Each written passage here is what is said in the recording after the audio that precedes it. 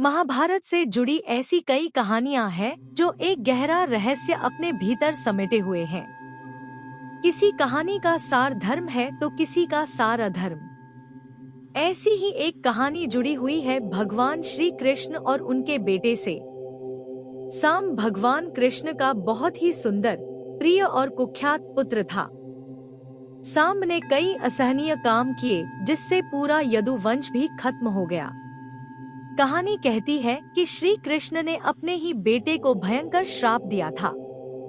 श्राप था कि वह कोढ़ी हो जाए। चलिए आपको भी बताते हैं कि किस कारण से श्री कृष्ण ने अपने बेटे को इतना भयानक श्राप दिया था।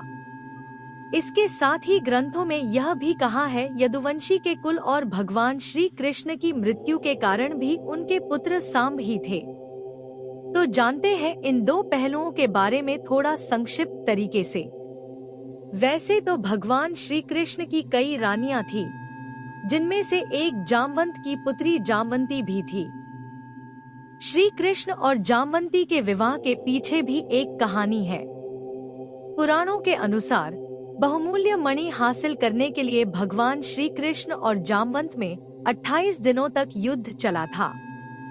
युद्ध के दौरान जब जामवंत ने भगवान कृष्ण के असली रूप को पहचान लिया तो उन्होंने मणि समेत अपनी पुत्री जामवंती का हाथ भी उन्हें सौंप दिया। पौराणिक कथाओं के अनुसार भगवान कृष्ण जामवंती से एक पुत्र चाहते थे। एक ऋषि से सलाह लेने के बाद वे एकांत में चले गए, अपने पूरे शरीर पर राख डाल ली और खुद को पेड़ की छाल से ढक लिया। कई सालों तक तपस्या करके उन्होंने भगवान शिव से एक वरदान मांगने के लिए प्रार्थना की। कुछ वर्षों के बाद पार्वती और शिव दोनों प्रकट हुए। भगवान कृष्ण ने भगवान शिव से कहा कि केवल वे ही उनकी इच्छा पूरी कर सकते हैं। भगवान कृष्ण चाहते थे कि उनका पुत्र बिल्कुल भगवान शिव जैसा हो। भगवान शिव का मुख्य कार्य सृष्टि का विनाश करना है। उनका बेटा शिव जैसा होना मतलब था कि वह पुत्र उनकी पूरी जाति के विनाश का कारण बनेगा। भगवान कृष्ण यही चाहते थे क्योंकि यदुओं को कोई नहीं हरा सकता था। मनुष्यों के लिए अमरता का सवाल ही नहीं उठता, इसलिए युग के अंत में यदुवंशी एक दूसरे को नष्ट कर देंगे। सांब ने इसमें महत्वपूर्ण भूमिका निभाई। भगवान शिव ने भगवान कृष्ण को ऐसा ही वरदान दिया। कुछ समय बाद भगवान कृष्ण की पत्नी जाम्बवती ने एक बच्चे को जन्म दिया। उन्होंने उसका नाम सांब रखा। सांब भगवान शिव का दूसरा नाम है। कहते हैं कि सांब इतना सुंदर और आकर्षक था कि कृष्ण की कई पटरानियां भी उसकी सुंदरता के प्रभाव में आ गई थी। सांब के रूप से प्रभावित होकर एक दिन श्री कृष्ण की एक रानी ने सांब की पत्नी का रूप धारण कर उसे आलिंगन में भर लिया, लेकिन ऐसा करते हुए श्री कृष्ण ने उन दोनों को देख लिया। इसी बात से गुस्सा होकर श्री कृष्ण ने सांब को कोढ़ी हो जाने का श्राप दे दिया। पुराणों के अनुसार महर्षि कटक ने सांब को कोढ़ से मुक्ति का उपाय बताते हुए सूर्य देव की उपासना करने को कहा।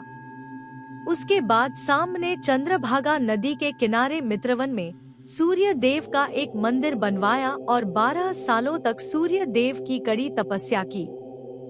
कहते हैं कि सूर्य देव ने सांब की तपस्या से प्रसन्न होकर उसे कोढ़ से मुक्ति पाने के लिए चंद्रभागा नदी में स्नान करने को कहा। आज भी चंद्रभागा नदी को कोढ़ ठीक करने वाली नदी के रूप में जाना जाता है। मान्यता है कि इस नदी में स्नान करने वाले व्यक्ति का कोढ़ जल्दी ठीक हो जाता है। कैसे किया था सांब ने कुल का विनाश? एक समय देवर्षि नारद, ऋषि विश्वामित्र और ऋषि दुर्वासा जैसे कई महान ऋषि मुनि भगवान कृष्ण से मिलने उनकी नगरी द्वारका पहुँचे थे। भगवान कृष्ण के पुत्र सांब काफी शरारती थे। वो एक स्त्री का रूप धारण कर उन सब ऋषि मुनियों के पास पहुंच गए और उनसे पूछा कि उनके पेट में पल रहा बच्चा लड़का होने वाला है या फिर लड़की। उन सब ऋषियों में से एक ऋषि ने श्री कृष्ण के पुत्र की इस शरारत को भांप लिया था। इस शरारत के लिए उन्होंने सांब को श्राप दे दिया। ऋषि से श्राप देते हुए उन्हें कहा कि वो एक लोहे के तीर को जन्म देंगे जिससे उनके पूरे कुल का नाश हो जाएगा। सांब ने इस श्राप से मुक्ति पाने के लिए लोहे के तीर का चूर्ण बनाकर इसे प्रभास नदी में प्रवाहित कर दिया। नदी में मौजूद एक मछली ने इस चूर्ण को निगल लिया। समय के साथ साथ द्वारका के लोग छल कपट से भर गए थे। उनमें एक दूसरे के प्रति प्रेम की भावना कम होने लगी थी। इन सब के बीच भगवान श्री कृष्ण ध्यान में थे। तभी वहां एक बहेलिया आए जिसने उन्हें हिरण समझकर उन पर तीर चला दिया था। वो तीर भगवान श्री कृष्ण के पैरों के तालू में लगा था। इस घटना के बाद उन्होंने अपने शरीर को त्याग कर दिया था, जिसके बाद वो बैकुंठ वापस लौट गए। कहा जाता है भगवान श्री कृष्ण को जो तीर लगा था वो तीर उसी मछली से बना था जिसने प्रभास नदी में लोहे के तीर का चूर्ण निगला था। उसके बाद वो मछली धातु बन गई थी जिससे मछुआरे ने तीर बनाया था।